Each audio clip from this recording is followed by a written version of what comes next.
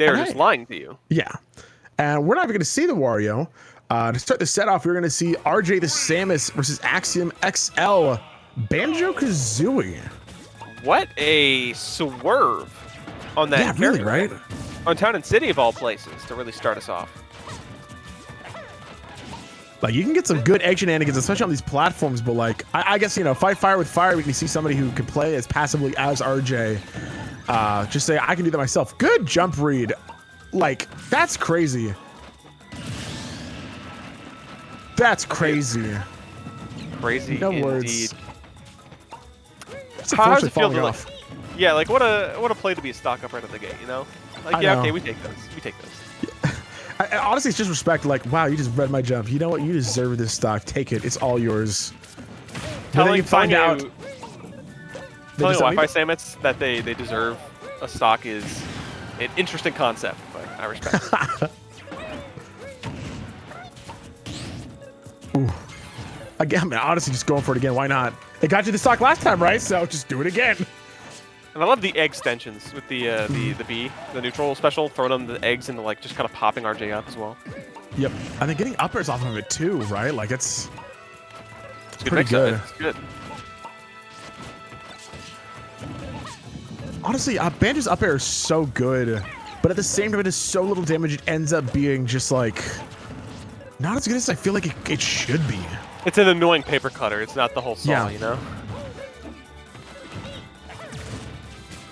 Ooh. So far, just the play from Axiom is so good so far, especially being a full stock up. Like a lot of extra credit on board, a lot of pressure has been made that forces RJ to really contend with, and that grenade took up the whole charge shot, by the way. Mm-hmm. God, stoked it up. That's so sad as for the charge shot, but like as a Banjo man, you feel pretty good. Oh, speaking of feeling good, last Wonder Wing for this stock out the gate, and just trying to find RJ. RJ slipping past all the up airs. I like that. I gotta say, when it comes to theorizing this matchup, right, I feel like that one. Okay, dash attack out of here. Off straight up. What was RJ holding? I have no idea. Like, honest to God, up and right, maybe. Actually, yeah, they really just held up and right there. That was the weirdest kill I've ever seen from Banjo. Wow. Okay. Honestly, I get the Banjo pick, right? Because a huge thing about Samus is that you have to approach Samus, you have to get past Samus's wall. Okay, you're dead. And it's this option of like, do I either go in grounded or do I try and jump over stuff? If you jump, you get forward air. If you go in grounded, you get charge shot. So it's how do I approach? You have Wonder Wing, right? This idea that, oh, I can read them before they can get me. So if RJ's gonna be jumping in place, thinking that you're gonna approach, and you Wonder Wing instead, that's fat damage. That could be a whole stock. Like, there's a lot of fat damage coming out from Axiom. Really? I love the little techniques that Banjo is bringing to the table. As you said, it totally makes sense why they would want to go this character over something like Wario. Oh, we're seeing full hops instead of short hops now coming out of RJ. RJ jumping over these Wonder Wings. You only got 9 more at most, Axiom. Make sure you use them well. I also love the fact that, okay, first of all, no, you live in. I love the fact that Axiom is throwing out their grenades preemptively when they're recovering because RJ can't throw a charge shot to cover all bases when Axiom's getting off of ledge. Because, yeah, you're goodbye, my friend. Axiom, you're gone. That is beautiful. That was magical. You love to brings see a tear to my eye. I bring a tear to Axiom's eye because now they have to be extra careful here, even with such a lead. If you cannot drop this stock in a crazy fashion. After working so hard, that back air does the trick. Wow. That's game 1 to Axiom. And the Banjo play, paying off. Yeah, really. Like, I was fully expecting to see the Wario, and it's just, nah, not today. We're playing a funny bear and bird. That's what's going on right now. Okay. Sounds good. Interesting. All right, so game 2, what do we need to see differently from RJ?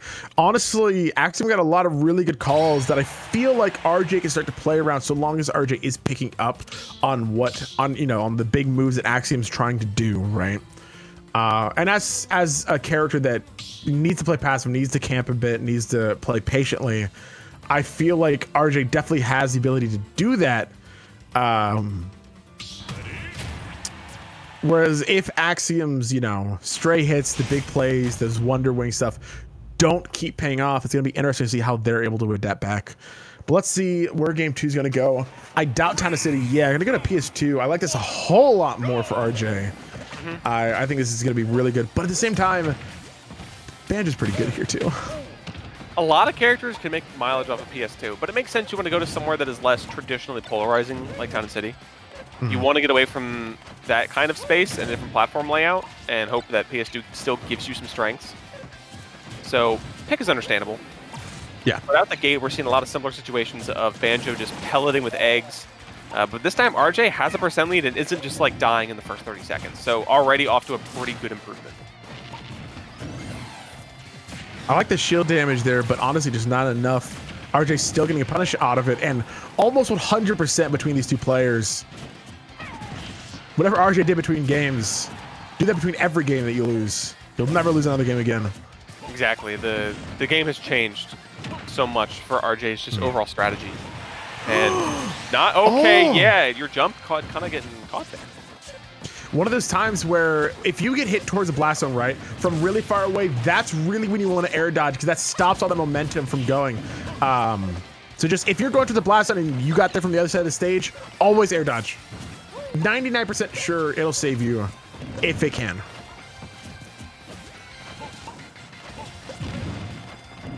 And now it's still the similar song and dance. It's just Axiom kind of pelleting RJ, but RJ has the lead. So even if you kind of pellet them, you're still losing a lot of just little like that morph bomb to charge shot. Like you're just eating percentage when you don't need to. Or you shouldn't be, rather. Yeah. The difference between when RJ has a lead and when RJ is behind is phenomenal. Honestly, Axiom going in just a bit too hard, taking way too much percent, but getting the tail end of the Wonder Wing, not enough to kill just yet. Good damage, though. Pretty good damage. Wow. Love that, actually. First two hits a back air into the up smash. Wonder if that's true. It's a pretty good stock, to say the least. It's a good way to get yourself on the board, especially because you're down a lot of percentage right now. Yeah. Oh, just caught it. Hello, RJ? You're sick? Hey, sometimes you just gotta catch things. Yeah. I mean, just stood there and pressed the A button. Like, yeah, it's mine now. I respect it. I think that down tilt honestly saved Axiom from getting hit from that forward smash.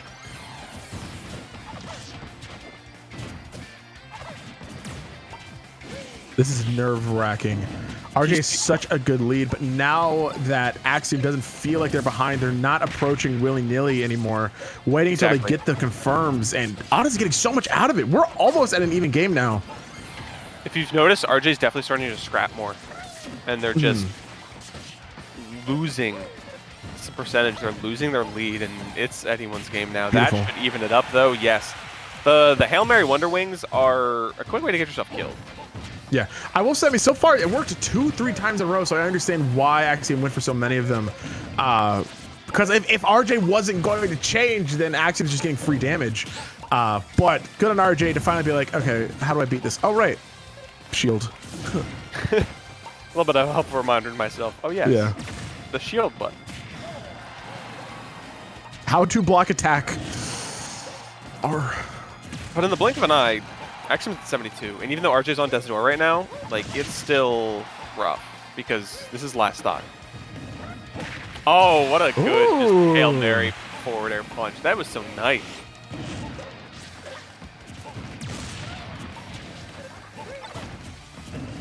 All right, a little bit of damage getting... Yeah, go ahead. This is where Axiom has to make the pivotal plays, because it's one stock each, and you're up a game, and you're at a deficit, but you're playing pretty well. I mean, that is exactly what I was going to be saying. We're seeing a little bit of scraps here and there, but honestly, Axiom doesn't have the room to trade right now. Like, trades are fine, you're getting there, but at the same time, if you get too high, you're at 128%. Anything's going to kill you, like that charge shot. Good DI, living it. Perfect DI, in fact. That's gonna take it, though. You jumped into the morph bomb, combos into the charge shot, a seamless transition from RJ, and now it's 1-1. Beautiful. All right, RJ feeling good. So now Axiom can change characters, can make a decision, but at the same time, their Banjo's been putting in good, consistent work. Yeah, really. it'll be interesting to see if anything changes, because like I would honestly say that then if we see game 3, same characters, it can go either way. But I will say I think RJ definitely learned a bit more than Axiom did that game. So it's going to be a mountain to climb to kind of get past that, because sometimes when you figure out the other player, it's like, okay, I'm getting it, I'm learning, I'm seeing what you're going for. It's not going to work anymore, so we're going to see what Axiom can do to respond back.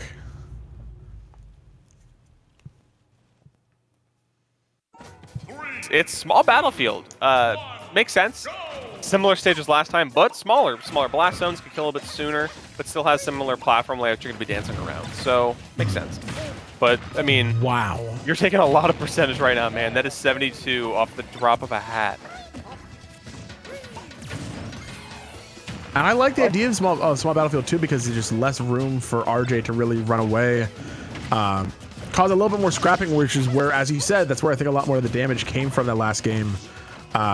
Where Axiom was able to find damage was during those scraps. But so far, not really seeing it. Still just seeing how, you know, this dual platform layout benefits Samus, because God, does it benefit Samus. It's very good. Off the top, beautiful. That was a mix. Axiom was not prepared. Yeah. And honestly, I think incorrect DI, hard to say. I mean, they went straight up. I think you can tilt just a little bit. Maybe could have lived there, but because of the weird angle, you know, RJ was facing the left instead of the right. Here.